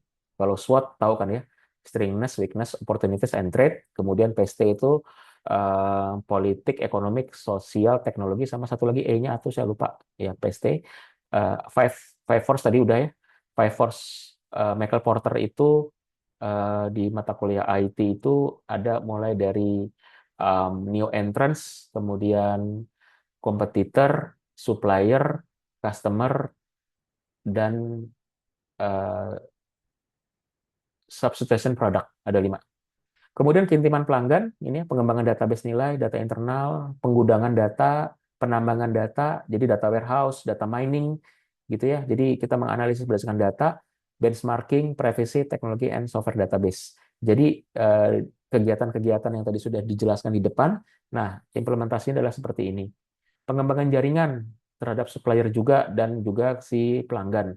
Ada manajemen jaringan, pembelian internal, ada jaringan eksternal kepada supplier, kepada pemasok ataupun mitra, termasuk investor. Kemudian ada posisi jaringan dan e-commerce. EDI, ya interchange data internet. Kemudian ada sumber nilai pelanggan, ada 4P, 7P. 4P tahu ya, ada people, process, product, sama promotion. Ataupun 7P. 7P ini lebih banyak lagi. Nanti cari aja di internet. Bahkan sekarang udah, saya lupa, 8 atau 9P gitu. Customisasi, customisasi itu pernah saya jelaskan ya. Custom itu adalah membuat produk custom. Itu untuk salah satu mengembangkan nilai. Cross selling, upselling juga, terus bagaimana pengalaman pelanggan dibangun pada saat bertransaksi atau pada saat dia menikmati produk tersebut, kemudian rekayasa pengembangan produk sendiri ataupun layanan sendiri. Terus bagaimana cara untuk melayani tentang persoalan orang, keluhan, serta pembiasan karena teknologi. Kemudian pengelolaan siklus hidup pelanggan, gitu ya, terkait juga dengan customer journey, kurang lebih seperti itu, sehingga menghasilkan pelanggan portability, keuntungan dari pelanggan. Oke, kurang lebih seperti itu teman-teman. Ada pertanyaan nggak sampai sini? Silakan, Pak aja.